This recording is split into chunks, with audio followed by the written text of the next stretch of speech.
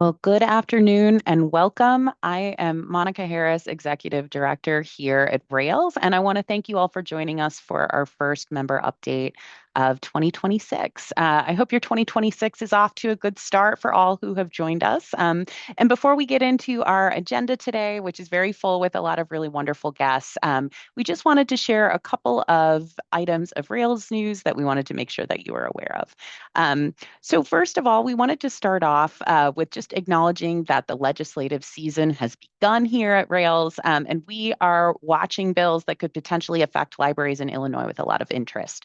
So as always, thank you to our colleagues at the Illinois Library Association's Public Policy Committee and the Illinois Library Association Executive Board for prioritizing these important issues each year.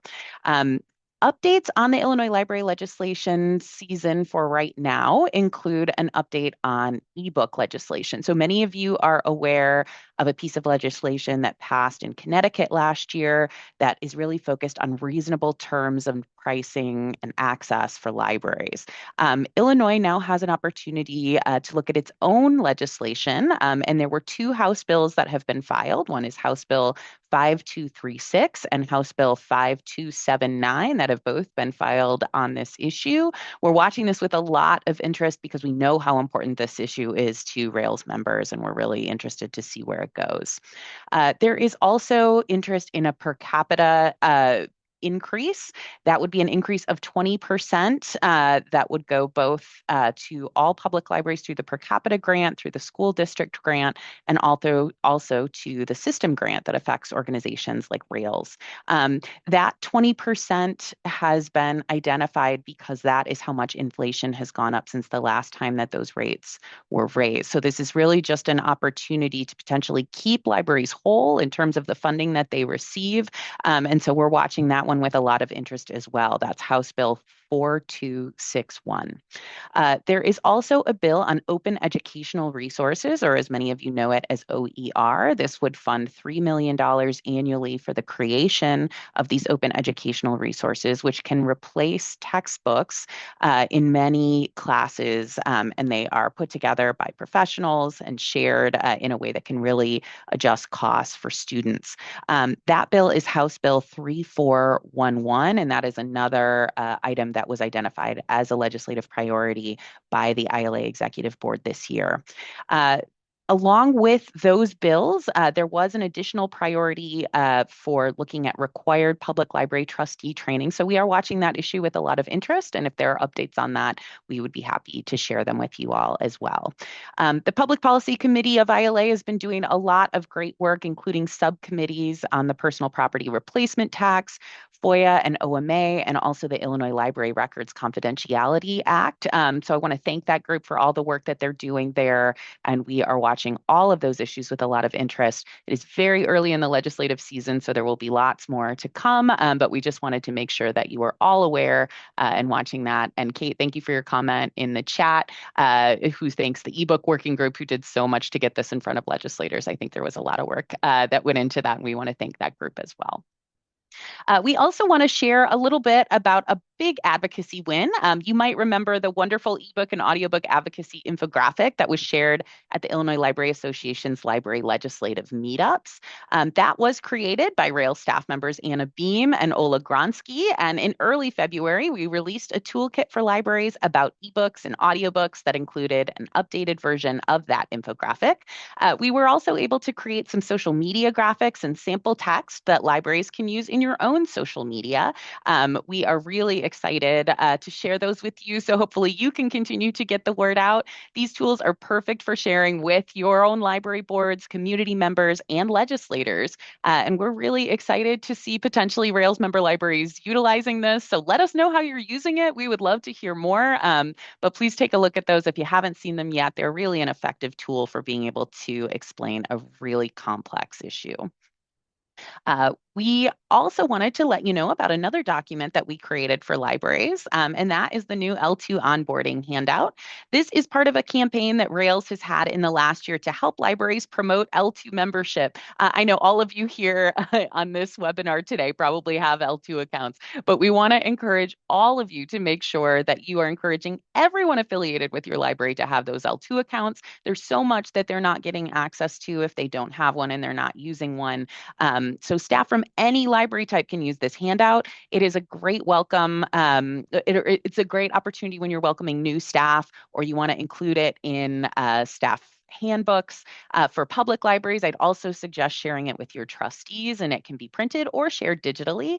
Please take a look at these tools and feel free to share widely. I want to thank the Rails staff for putting the agenda in the chat today. If you haven't taken a look at the agenda, please do, and that'll let you know a little bit about how we're moving through our subjects today. But that brings us to our first really amazing speaker, and I want to introduce you to Sonia Schreier Norris at Plum Librarian LLC, who's here to talk to us about ADA Title II web accessibility and libraries. I want to let you know a little bit about Sonia before I introduce her to you. Sonia Schreier Norris has worked in e-accessibility since 1999. Sonia led the Library of Michigan web team through a 2-year remediation process after a Department of Justice civil rights complaint, and then consulted with public libraries also under investigation. Sonia has taught e-accessibility online and in person to thousands of library staff in all 50 states and internationally. She has presented on e-accessibility for ALA Core and PLA, as well as the Library of Virginia, the Library of Michigan, Rails, California Libraries Learn, and the State Library of North Carolina. She's also conducted a survey of over 600 public libraries on e-accessibility success indicators. Sonia published on this study with Jared Oates, former COO of Niche Academy in Computers in Libraries. It's my pleasure to introduce Sonia to you all today. I actually know Sonia from my very early days of baby librarianship in Michigan before I came to Illinois. So glad to have her with us today. Thank you for joining us, Sonia. Thank you, Monica. Hello to everyone. I'm Sonia, and I'm coming to you today from Lansing, Michigan. And I'm here to provide an update on the new web accessibility standards rollout. So first off, let's take a look at what has happened so far. So where are we in this rather long process? So to understand why these new accessibility rules are coming into play now, we have to look back at where we started. When the Americans with Disabilities Act was signed into law in 1990, the internet as we know it didn't exist.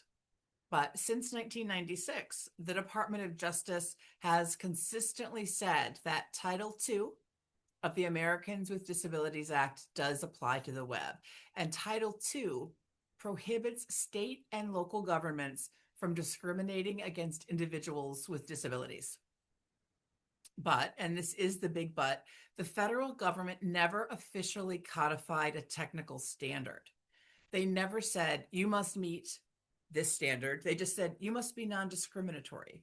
And this left everybody in a really difficult position. And libraries often didn't know that they had a disability conflict until they had received a letter from the Department of Justice. So this uncertainty came to a head between 2010 and 2018. There was a massive surge in public complaints filed against schools and libraries at the federal level. One person here in Michigan had filed over 2,400 complaints. And it got so intense that in 2018, the Department of Education's Office of Civil Rights dismissed thousands of cases. They dismissed almost all of the cases they had in front of them. And then 9 months later, they changed the rules again and reopened those previously dismissed cases.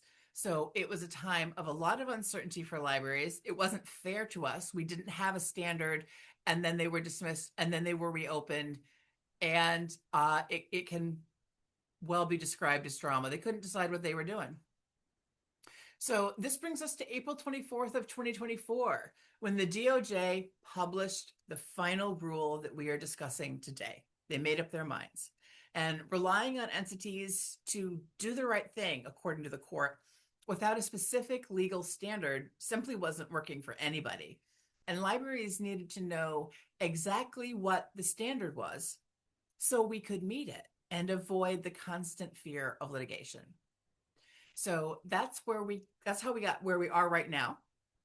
And we have now moved to a new legal standard of accessible by default.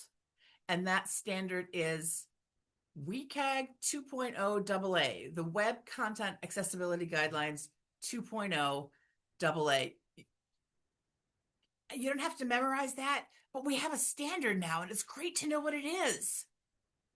So let's look at what you need to know right now about what's happening with these web standards. So first off, when is it happening? The Department of Justice has established 2 compliance dates based on population served. And it's important to note this is Census Bureau data, so it's not the number of library cardholders. This 2 months from now, April 24th, 2026, if you serve a population of 50,000 or more, this is your deadline to meet that web standard. If you serve a population under 50,000, so class 1 through 5, you have an extra year. It'll be April 26th of 2027 before you are required to be compliant. So by these dates, all web content, all mobile apps, everything the library provides through vendors must meet this new technical standard. So the rule officially codifies WCAG 2.1 level AA as the technical standard. So what exactly does it mean? What does it do? So it applies to 3 main buckets. Web content, that's everything on your websites. Mobile apps, that's any apps that you provide for checking out books, managing accounts, ebooks, audiobooks, your catalog, all of that. Digital documents, PDFs, Word documents, and spreadsheets. And most importantly, this includes content provided by third parties who are acting on your behalf. So if you contract with a vendor for your catalog or calendar system, you are then responsible for ensuring that content meets the standard. And we will talk about that more in a minute about what you can be doing right now. So I want to pause here to highlight a requirement that often surprises libraries, and that is audio description of videos. For a long time, we had a level A compliance, which was 1 level down from where we are right now, and it did not require audio description. And then by the time they got ready to institute this at the federal level, the standards had gone to AA, and it added this difficult level. So we all know about captions for the deaf and hard of hearing, but the new standard also requires that videos include audio description if the video contains any information that is not spoken out loud. So for example, if you post a video tutorial on how to use a 3D printer and the video shows someone pressing a specific sequence of buttons without saying what they're doing, that video is judged inaccessible to a blind patron, and you would need a secondary audio track or a version where a narrator describes those actions. That's the biggest difference between level A and AA, and I just wanted to point it out because it's kind of sneaky. It's just in there. So to make this transition feasible, the Department of Justice included 5 specific exceptions. There is a catch. These are all or nothing checklists. So for each of these, you must meet every single condition listed for an exception to apply. So let's look at these 4 that are most relevant to libraries and what these criteria are. So 1 is archived web content. Old content is exempt if it meets 4 criteria. It was created before your deadline. It is kept solely for reference or research. It is stored in a clearly labeled archive area on your website. And really important, it has not been updated or altered since being archived. If you update an archived file, it loses its exemption. 2, pre-existing documents, PDFs and Word documents posted before your deadline are exempt unless they are currently being used to apply for or access library services. If you have a PDF meeting room application from 2018 that's still in use, you do need to fix it. 3rd is third-party content. This exempts content posted by the public, like comments on your blog, but it does not exempt content from vendors you hire or license. So your ebook platform is not considered third-party content under this rule. It's a contracted service, so it needs to be accessible, but you are fortunately not responsible for what your patrons say. And then four, this one's maybe not as important to libraries, but let's take a look at it. Individualized password protected documents. So this covers things like a patron's account notices. If a document is password protected and about a specific person or directed to a specific person, it is also exempt. And finally, there is a safety net for patrons. So even if a document fits one of these exceptions perfectly, say it's a newsletter from 2015 in your archive, you aren't off the hook completely. If a patron with a disability requests that newsletter, you must provide that information to them in an accessible format, such as a remediated PDF or a text transcript. The exceptions basically mean you don't have to fix everything immediately, but you still have to be ready to serve the individual if and when asked. Okay, let's go on to part 3 and what I'm seeing libraries do to reach these standards. So first off, inventory and triage. Successful libraries are creating a tier 1 list, high impact content, homepage, catalog interface, event registration forms, current policy documents. This is where remediation efforts start with the high contact points for your library. For the older, lower traffic content, libraries are heavily utilizing the archived web content exception. And so this stops the clock on remediation for those items, unless the patron specifically requests them. From personal experience, let me say that archived web content ages badly. In a year, most of the stuff that you produced last month is not going to be very useful to you. And I recommend using the archived web content feature sparingly and deleting web content that are no longer in active use. It also saves on what is lingering on the web about your library. So basically an assets audit where you see what is floating around on your server space and what no longer needs to be there. So the second major area is vendor negotiation. So this is really important as we enter into this period where you are then responsible for the accessibility of content on your site and platforms. And this is content that you're licensing for your patrons' use. So libraries are adding indemnification clauses to their contracts. Essentially, they're adding legal language that says, vendor, you warrant that your product is accessible. If we get sued because your product fails, you cover the legal costs. And then this shifts the financial risk back onto the company providing the technology. Internally, the biggest specific hurdle we see is what I call the WordPress trap. It's not just WordPress, but WordPress is a terrible example of this. So for years, content management systems like WordPress allowed you to upload images without adding alternative text for screen readers. And because the field wasn't mandatory, many staff skipped it, or they didn't even know they needed to fill it out at all. And the result is that many libraries have years of invisible images on their blogs and event pages. To fix this, libraries are doing a couple of things: running reports of images and doing a big cleanup of deleting old images and then alt tagging what they want to keep, and then changing their website settings to make their platform settings to make alt text a mandatory field. And this ensures that the backlog stops growing. Finally, libraries are realizing that this isn't just an IT problem.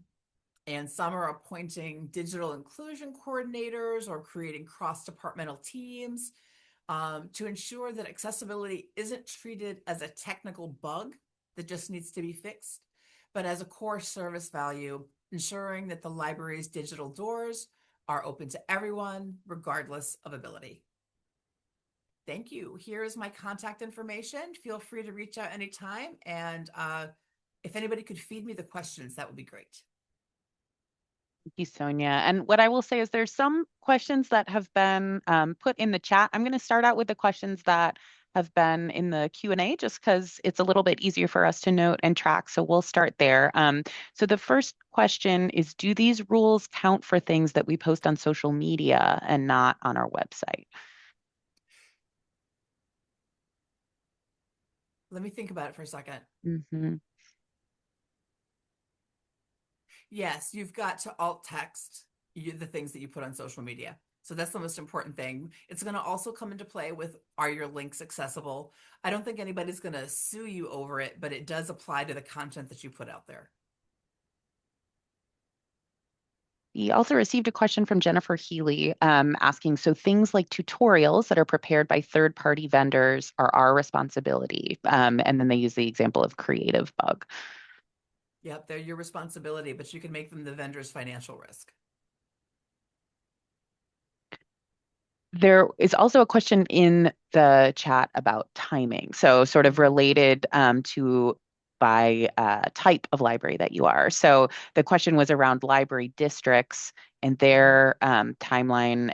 Looks like there was something from the statute saying that library districts are included as a deadline in April 2027 as opposed to 2026. Is that sort of I have not heard that specifically. Everything that I've seen has routed back to service population, over 50,000 or under 50,000. There may be exceptions out there that I'm not aware of. Thanks, Sonia. And it does look like in the chat they listed something for special district government, so which Awesome. would apply to some of these districts. So I think that is what we're understanding with, but always important to reach out to your own legal counsel just to confirm on these issues. I know, Sonia, you have all of your contact information here on this slide, which is really helpful. There's also a link to your LinkedIn and your Niche Academy. I think it's just really important for all of our members to keep these things in mind, that all of these deadlines are coming. They're very important for accessibility, and continuing to make sure that we're meeting these deadlines ensures better accessibility to the very important resources that libraries offer to all of our patrons. So I really want to thank you so much for being here with us to share this. We also in the chat did include a link to the Rails Digital Accessibility Pulse page, which does have a lot of other resources, including links to continuing education on this issue and many, many topics. So I would encourage you, if you haven't taken a look at some of the resources that are listed there, that you take advantage of that as well. Sonia, thank you so much for being here with us today. We really appreciate your time and expertise. Thank you, Monica. Well, next, I am so pleased to be able to introduce to you Dr. Brianne Kirsch. Dr. Kirsch is the head of learning and engagement and associate librarian at Miami University in Oxford, Ohio. She is the founder and co-coordinator for Generative AI in Libraries, or GALE conference. And in addition to her MLIS, she has a PhD in education focused on instructional design and technology. Dr. Kirsch led the Illinois Libraries AI Ambassadors Program in 2025, and she's here today to talk to you about that Illinois Libraries AI Ambassador Program. Dr. Kirsch, thank you so much for joining us today, and I'm so excited to hear more about this program. Hello, everybody. Can you hear me okay? Sure can. And can you see my slides all right? Yes. Wonderful. Okay, let me just open up the chat again. And I have a QR code to my slides, as well as I'm putting a link in the chat as well in case you would like a copy of them. So for this brief presentation, I'll be giving a quick overview for the Illinois Libraries AI Ambassadors Program that I had the opportunity to lead last year. And during this short talk, I'll briefly touch on what the AI Ambassadors Program included, some of the lessons learned from the AI Ambassadors Program. I'll give a brief overview of some of the generative AI tools that were highlighted during the program, as well as some of the ethical implications of generative AI, and finally, a librarian's approach to generative AI. So in general, the AI Ambassadors program started with 3 webinars, and it focused on generative AI fundamentals for the first one, which covered things like a history and evolution of AI, key concepts, AI uses, ethical implications, and AI impact. The second webinar focused on generative AI tool time, which gave a brief overview of some different tools and demonstrations of generative AI tools, as well as time for exploration of the tools. And the final webinar related to generative AI in the library, which gave an overview of AI in libraries, as well as 3 focus areas of automation of repetitive tasks, enhancing programming and outreach, and supporting patrons. And then finally, the Ambassador program culminated in a day-long in-person session, which had the learning objectives of exploring the environmental impact of generative AI, practicing prompt engineering with AI tools, discussing ethical challenges and policies for utilizing AI, developing an AI training plan, and finally reflecting on generative AI as well as the Ambassadors program. So the end product for participating in the Ambassadors program was the development of an AI training plan that the librarian participants could then take back to their communities and give an AI training session, whether it be for their fellow librarians or staff or for patrons. And it could vary on whatever they felt their community needed to learn more about related to AI, whether it was ethical concerns and the environmental impact, or if it was understanding some of the challenges with mis and disinformation generated by AI tools, or learning how to use a variety of AI tools and other options beyond that, depending on what they felt their audience needed most. So here are some of the lessons learned from the AI Ambassadors program and some resources that I wanted to share with you. The first is the ACRL AI Competencies for Library Workers. I recommend utilizing this resource because although it was created for academic librarians, it is helpful for all librarians. Also, it can be helpful to provide training for our patrons as well as our fellow colleagues in different aspects of AI literacy, such as those found in Dr. Kara Kennedy's AI Literacy Framework, which I've linked to on this slide as well. I think that she includes a variety of important aspects in AI literacy in this framework that librarians can utilize and consider as they're helping patrons and their colleagues in using or avoiding AI depending on the circumstance.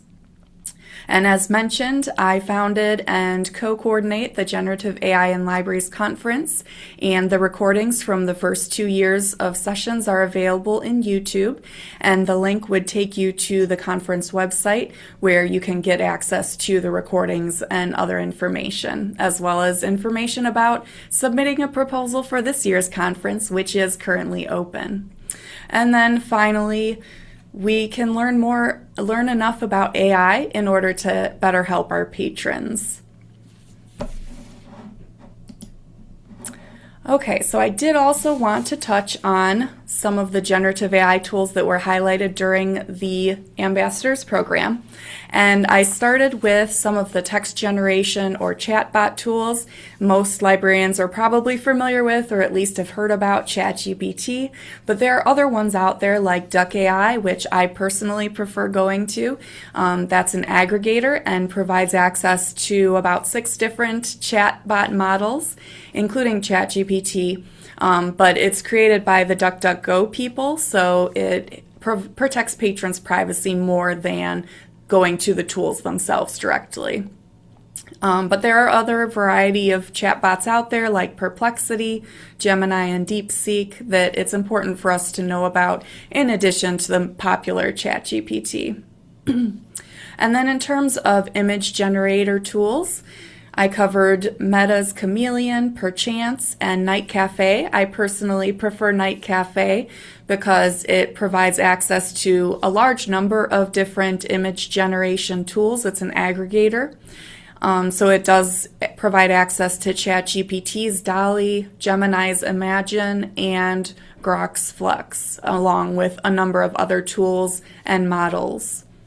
And then in terms of research-based generative AI tools, I focused on Elicit, Consensus, Kenius, and Research Rabbit. And all of these are links to these tools, so if you do want to see more or learn more about any of them, you're welcome to go check those out. And then finally, the bonus tool was Notebook LM that I introduced because I know a variety of academics as well as school educators utilize Notebook LM for educational purposes, such as creating podcasts on course material for a module and other options and opportunities.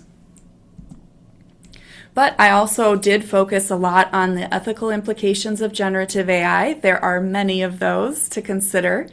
The first involves academic integrity, which I know a lot of academics are focused on with plagiarism, as well as research authenticity, and also the potential over-reliance or dependence on AI for our students. And then bias. Many of these training data sets and algorithms that were used to train these tools were biased in nature, which can lead to discrimination, and there's been a lack of diversity in the development of these tools. There's also a lack of transparency in the creation of these tools and how they work. This also relates to misinformation and deepfakes. Unfortunately, generative AI can be used to create fake news or videos, which can lead to an erosion of trust and political manipulation. This also has legal and ethical challenges of deepfakes, including consent and defamation. In terms of safety and privacy, I know many librarians are concerned about privacy, and we should be in regards to generative AI. This includes data security, surveillance by these tools. Also, it's related to malfunctions of self-driving cars or drones, and of course, informed consent. Along with that, copyright and intellectual property are also concerns with generative AI for librarians to consider, such as the ownership of AI-generated content, also copyright infringement or fair use in the development of these tools, and then, of course, the impact on creative industries. And finally, the environmental costs. I know a number of librarians are concerned about the energy consumption, as well as resource depletion and sustainability practices related to using generative AI. So finally, I wanted to touch on how librarians can approach generative AI.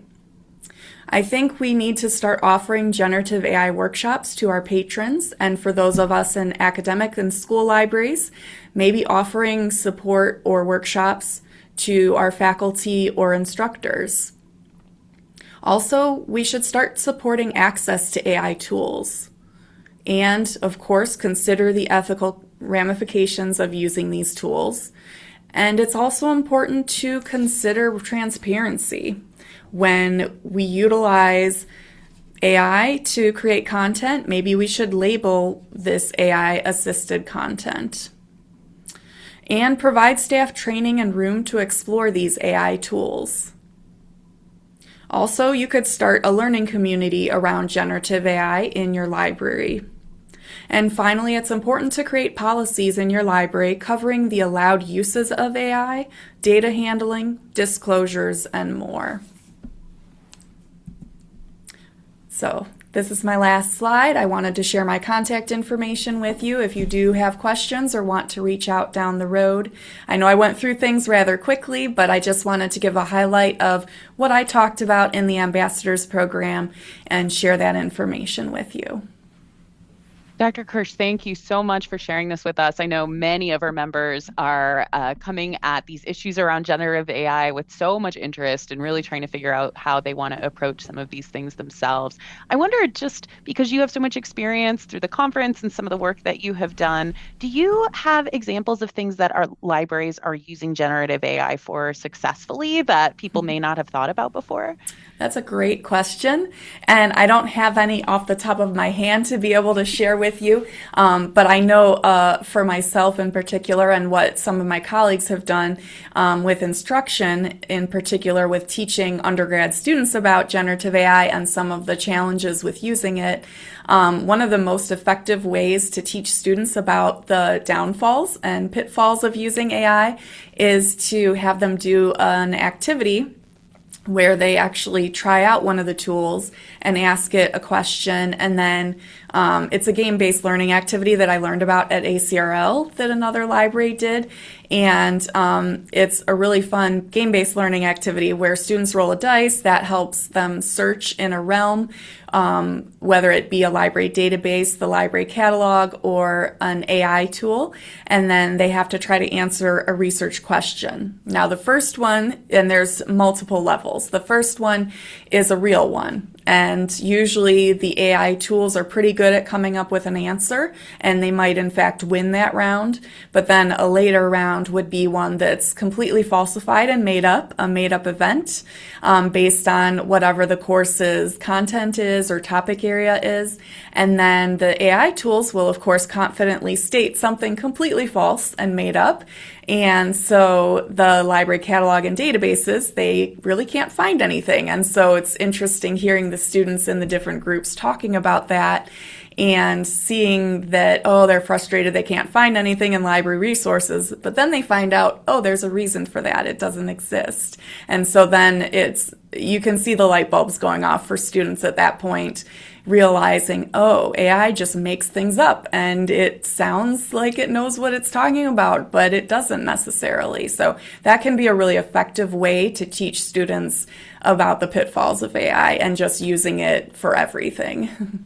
Hey, Dr. Kirsch, that's a great example. And like talking about how we might use these tools to also help to share more about information literacy at an academic level for folks. Like, what a great example to share off the top of your head, too. I really appreciate that. Sure. I did want to note in the chat, Kate Hall did share a resource also from the Anti-Defamation League, who has an index of AI services that allow users to explore bias that is within AI tools. So you can actually see what has been sort of documented about how different generative AI products have used that. Thank you, Kate, for sharing that resource. And if you scroll a little bit further up in the chat, I did also share an example of the Rails ethical AI policy, just in case your library is considering a very first policy about the ethics of AI and how you might use it. That's just one example that you might consider, and there are a lot of other great examples within our membership. Dr. Kirsch, thank you so much for your time and for sharing your project with us, and we're really excited to hear where it continues to go. Thanks for having me. Well, it is my pleasure to introduce to you our last guest for today. We are so thrilled to have with us Daniel J. Montgomery, who is the Executive Director of the American Library Association, or as many of us know it, ALA. As a longtime advocate for public education and workers' rights, Montgomery previously led the 103,000 member Illinois Federation of Teachers, or IFT, as president and chief operating officer, overseeing policy, programs, and a statewide professional staff. Recognized for his commitment to public institutions and his ability to navigate diverse political environments, he brings deep experience in guiding complex, member-driven organizations. Montgomery holds an AB from the University of Michigan and an MSED from Northwestern University. Welcome, Dan Montgomery, to our Rails member update today. Well, thank you, Monica. I really appreciate the invitation. And I'm in San Diego. I just got here, so the timing worked out good. I'm here for a conference. But I'm just really excited to be here. And I'm a native Michigander, but I've lived in Chicago and Evanston for like over 35 years. Raised our kids in Evanston, the Evanston Public Library, taught in Skokie for many years, which also is a great public library. And so anyway, being at the ALA is kind of a dream come true. And I'm sure I know a number of people on this call. I saw Troy Swanson's name. Troy's a great friend of mine and a great resource for AI, by the way, at Moraine College. I I was watching the presentation from Bree about AI. Great. I'm really glad to see that that's ambassadors program is going on. Just to point out, the ALA Council has a task force developing guardrails for AI that will be considered at the annual conference in June, by the way. Um, so how do you want to do this? I knew you'd submitted some questions to me. I can kind of tick through the list. Do you want to do you want to queue them up, or how do you want to do this? Absolutely, yes. And I just wanted to say, like, we were so pleased, as much as you're talking about, being familiar with a lot of the member libraries here in Rails. It was so exciting for us to see someone who's local and understands Illinois issues, and also really comes from that educational background. Here at Rails, we're actually a multi-type environment. So Yeah. we, share academic libraries, school libraries, and I know that there's a lot of familiarity on those issues with you as well. So very pleased to have you here. Yeah, We and God knows I've used, well, Rails, but North Suburban Library System, lots of Oh, sure, interlibrary yeah. lines in my life. So thank you all for that. Yeah, old school. That's good. Right, yeah. Well, let me before I weigh into the question specifically, just give you a couple of Yeah. reflections. So I started in early November. So it's been just a flood of new information. I'm not a librarian, as you probably know, but I've run some big organizations that are really member representing organizations, right? And so, I mean, a couple of things just jump out at me right away. And this meeting is kind of part of the fabric of what I think. And that is just the huge and tremendous diversity of the ALA. You all know it's academic and public schools and municipal libraries and everything else. But the level of member engagement is really incredibly high, and member volunteerism. So, for instance, I went to Philadelphia for the annual last summer. There were 14,000 people there. 9,000 of them were ALA members.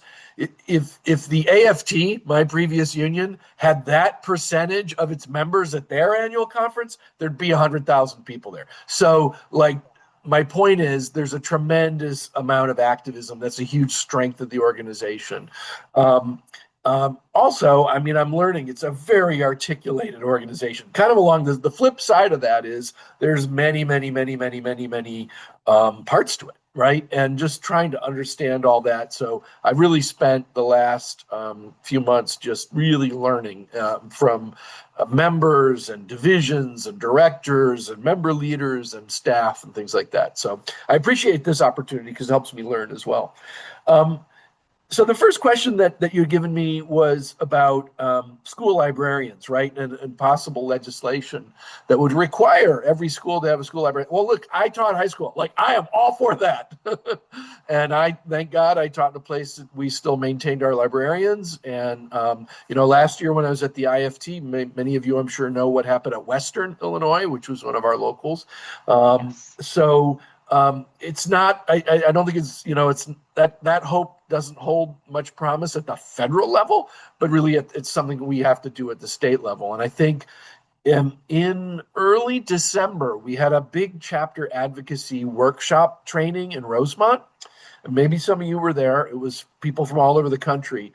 But what we were really doing is teaching people how you create coalitions and go into your state houses and get the kind of legislation we need passed and also fight off the really bad stuff. So I think, and I do want to talk to AASL more. I know they've talked to me about this too. There's a lot of interest in this.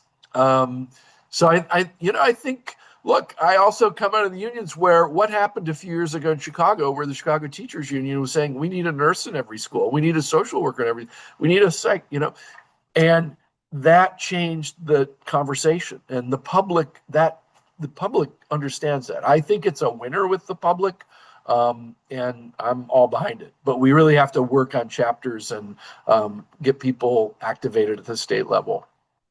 Thank you for that. And I know it said in the chat from Monica Caldecott, who's actually one of our board members here at Rails and a school librarian, but that the Association of Illinois School Library Educators, which is called ISLE in our state, Yep. does advocate for a licensed school librarian in every school. So if you ever want to hear more about the efforts happening here in Illinois, always happy to talk about it. Well, I remember going to visit. I did a school visit at it was a junior high in East St. Louis, which I'm sure many familiar with, like the fiscal problems there, right? And they had this beautiful new building, a beautiful new library, and hardly any books and no staff to staff it. Yeah. And so that's we face that. That's an awful thing, and I'm happy to move on this and whatever I can do at the ALA level to bring people together, work with AASL and state chapters to get stuff like that moving. I think it's a very important thing. So.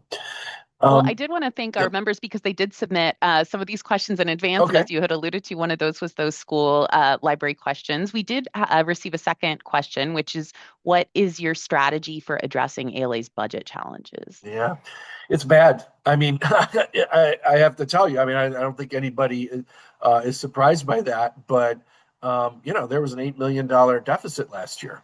Yeah. And you can't exist in that framework, right? So that's got to change. And that's one of my, it's like almost the top priority. There's like a lot of top priorities, right? But I've said this for years. I said it about my old organization. Every organization is perfectly designed to get the results it gets. So guess what? The ALA was perfectly designed to get a multi-million-dollar deficit. So you have to change what you're doing, the structure and the design of what you're doing. Now, we are heading in the right direction. I don't want anyone to think the ALA is going to go bankrupt or it's a fire sale. It's not like that. But we've got to restructure. We have to do some really hard things. And they did some really hard things right before I got there. They had sort of 2 rounds of riffs of ALA staff. And that's hard. That's really awful.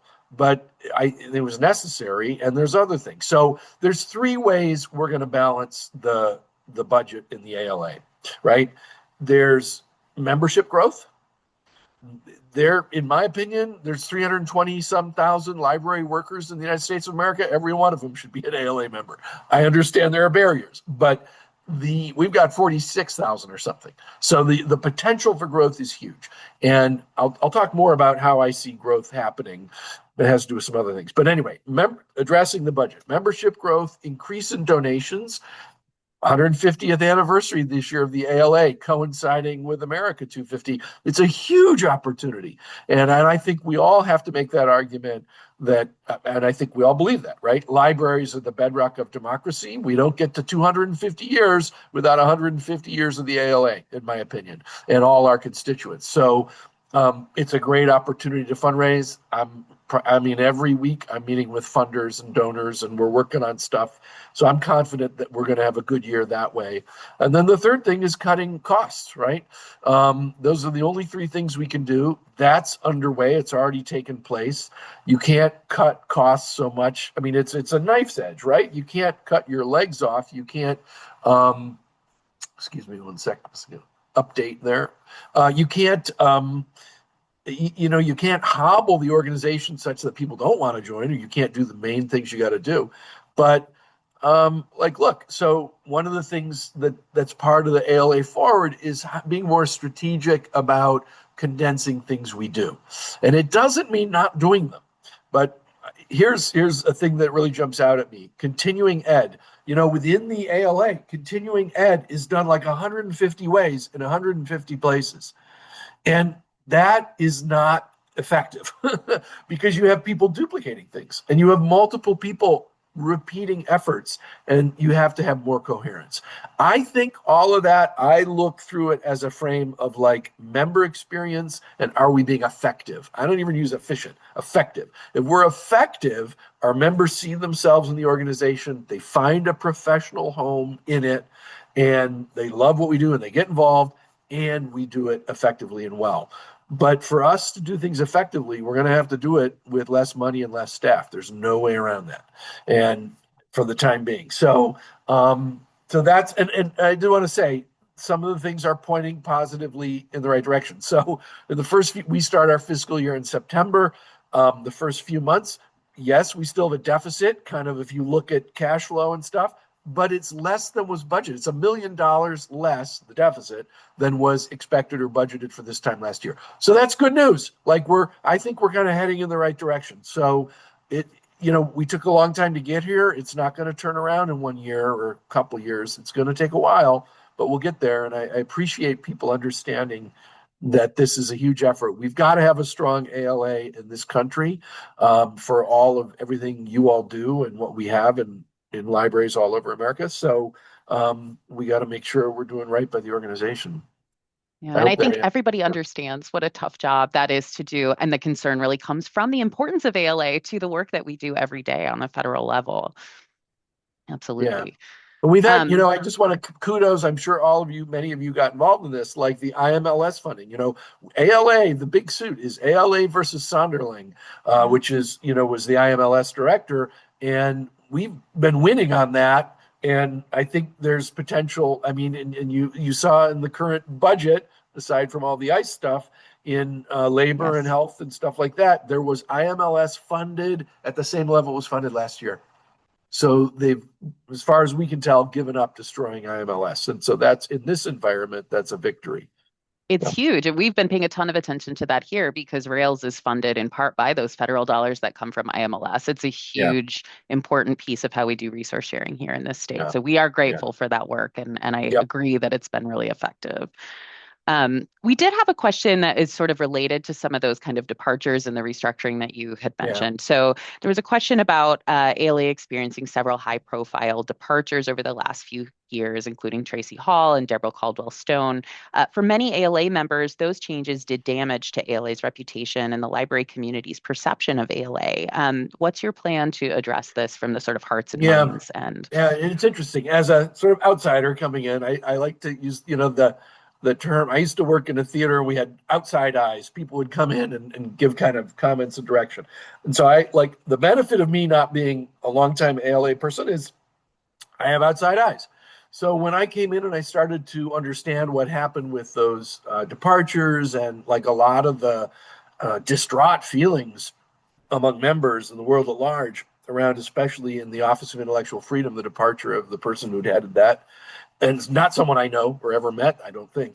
I was I was puzzled. I was puzzled because to me, it was like, how can the departure of one person, why would anyone think that the ALA doesn't, it's a core value of the ALA. It's one of the core principles of why the ALA was founded.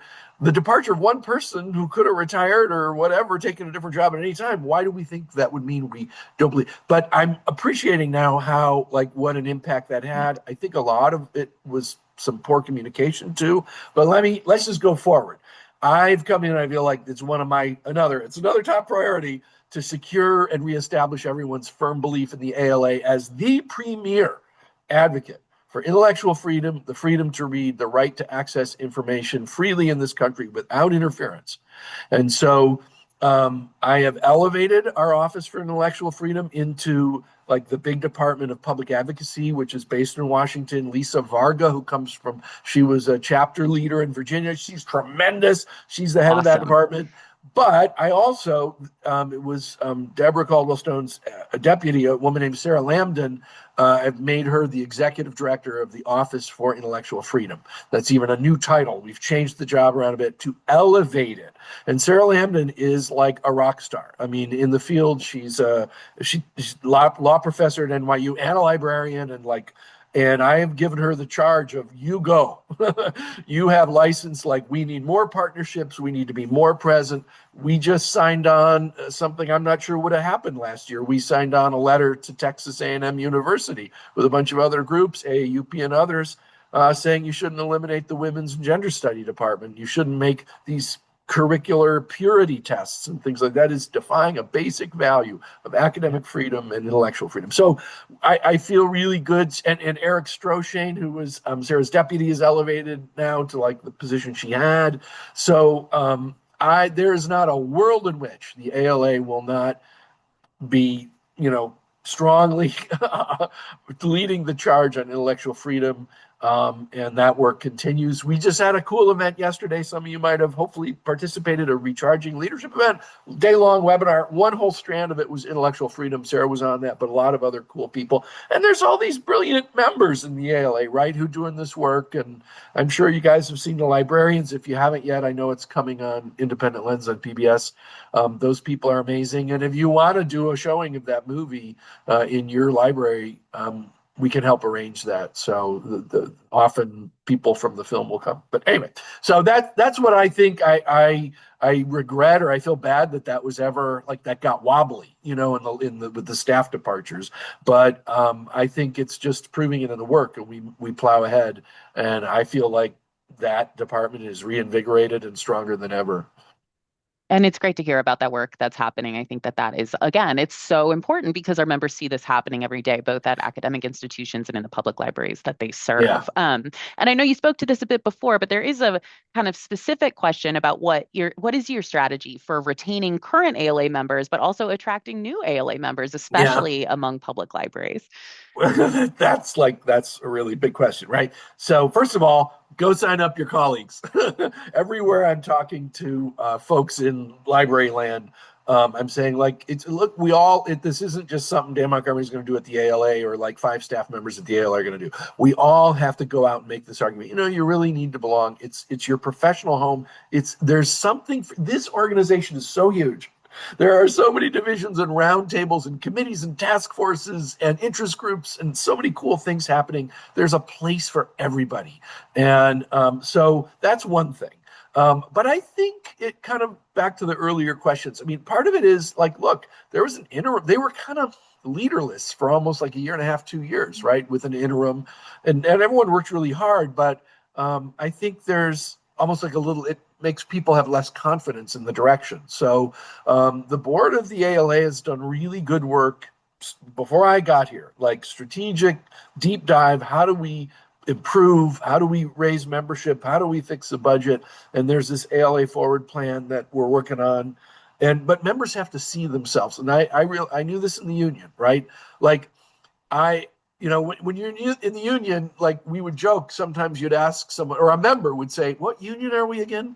Like because they like we AFT, NEA, what are we IFT? Because you identify with your home local in the same way that I think a lot of ALA members identify with their division, right? I'm public library, or I'm, school library, whatever. I get that. That makes sense. We have to strengthen the mothership connection, right? Where they feel like, I actually heard this term for the first time, big ALA, like it's big pharma, right? So, I mean, that concerns me because it feels like there's a sort of a disconnect a little bit there. And we got to work on that. And I think it's really being effective, having the programs and things where members feel like they have a home here and they see themselves and they see the ALA as a professional home. Well, and I think that leads kind of directly into the next question, which really is about that division piece, because I think people really do identify very closely with the divisions that they support. But as you mentioned before, you have to create this balance between what you have to do in terms of the deficit and everything that's there that makes people really get value out of what they receive from ALA. So what is that current perspective on the importance of divisions and division staff? I think it's what I said, like, it's one of these things that has no answer. Right? It's a tension. It's a push and pull. And right, that I'm a member of my division. I love my division. I get involved, and I'm a member of ALA. And like, you want people to have that strong identification. They're like, yeah, of course I love ALA, and I want everyone to join. And I'm also really involved in my division. So part of it is often communication. I mean, it could be. I don't know. You might know more than I. Like, division members who kind of don't even conceptualize the ALA as a home. As every one of the divisions was created by the ALA, I think, at some point, and we got here down a long road.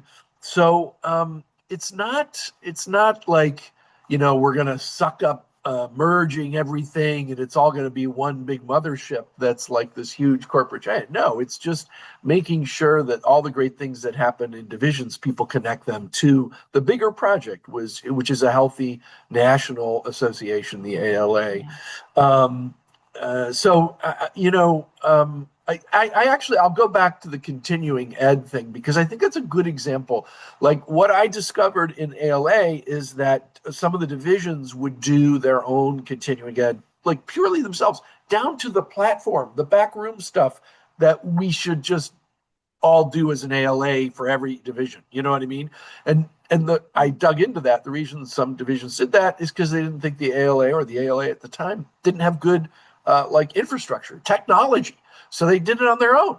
Well, we're past that. We got great infrastructure. So we don't want to like bring together the content. That's something that's where the divisions, they're the experts, content area. But the stuff, the backroom stuff, the technological, the platform stuff, we can do better and make it more seamless and do it more effectively and efficiently, I think. So that's the kind of thing we're talking about is like, how do we connect what we're doing within the ALA in ways that people, members still feel great about their divisions, but understand the value from the national organization? And I think we're all so excited about the way that you're talking about ALA, and it's getting people really hopeful for the future of Good. ALA. I just want to leave you with one last question that came in through our Yeah. Q&A, but what can we do as ALA members, Yeah. to kind of support you in these efforts and make sure that you're successful? Oh, that's such a kind question, and thank you for thinking that way. I do need that support. I mean, it's a hard job. It's really big. I'm hearing from so many people from so many parts of the like. I feel like I've heard from every past president. But I think it's I think like this is going to sound a little corny, but the 150th, like we need to celebrate this institution, which is incredible. It really is. And all the little sub parts of it, the interest groups and roundtables, at some point came out of a bunch of people within the ALA saying, wouldn't it be great if we had this thing, right? So we'll figure out the messy stuff about finances and can we condense some things and I know Yalsa and Alsk are joining, and that sort of got underway before I got here. I think those are healthy things but I think the big thing is like celebrate the 150, celebrate this institution. It's our big professional megaphone in this nation at a time when it is needed more than ever in our lifetimes, maybe Right. more than ever in history. And so, and that means, getting involved. It means joining. It means getting people to join. It means donating. Please, we need your money. Get your friends and your colleagues to donate. And there's so many great ways, that people can donate for special things, Spectrum Scholars, or whatever it is that's near and dear to your heart, So, and then come to the conference in the annual in June. That's going to be really cool. There's some big names. It's in Chicago. I cannot wait. It's going to be so cool. And also the PLA conference in Minneapolis. I know many of you, I hope some of you will go to that. We're being really thoughtful about Mary Davis Fournier, who's the executive director of PLA, is really great. We are working every day. I'm talking to her every day about making sure people are safe, people are trained and have what they need to know. We know some of our members are going to want to go demonstrate. I should say, our colleagues, the library in Hennepin County, they are so happy we're coming. It means we're the first big conference to be in Minneapolis since that operation began. So Yeah. it's going to be very meaningful for them to have us there. So Thank you for sharing that as well. I'm looking forward to joining the group in PLA in Minneapolis, and I'm also looking forward to joining your group for National Library Legislative Day that's coming up oh at the end yes, of this that's right. month. I'll be there. So thank Thank you you. for all you're doing to share that information with our legislators, and we're here to support you and here to help you succeed. So I love it. Thank definitely. you so much. You can always email me at dmontgomery@ala.org. It might take me a while to respond, but I will. But I mean, I seriously, what you all are doing, especially in the context of what happened last year with IMLS, and everyone's worried about resources, especially for a lot of rural communities. So important. Yes. So thank you for everything you do. Thanks for having me here. Thank you. Thanks so much for joining us today. Okay, take care. Bye. Well, for the rest of you who have joined us today, now is your opportunity. If you have a little bit of library news that you would like to share and put in the chat, I am happy to read it out for you. We are just so happy that you were able to join us. I know while you're thinking of something that you want to share, Nicole just went and put in the chat. We referenced this at the beginning, access to the L2 onboarding handout. So if you want to take a look at that handout and resource that you want to be able to share with your libraries and patrons, we would really appreciate it. Really excited to also note that there's so many people in the chat who will be able to see in PLA. We have a significant Rails contingent that's going to be there as well. So looking forward to all that learning with you all as well. Laura Keys shared in the chat, there's lots of continuing education sessions on IPLAR coming up. So take a look at that link if you have not been to one of those. Lots of great and interesting changes in IPLAR that are really important for everybody to be aware of. If there is nothing else that anyone has to chat, I know we're a little bit over time. Thank you for staying with us today. We really appreciate you joining us. I hope you're headed into 2026 with lots to note and share, and we will look forward to seeing you all again in a couple of months. Thanks all, and have a great rest of your day. Bye, everybody.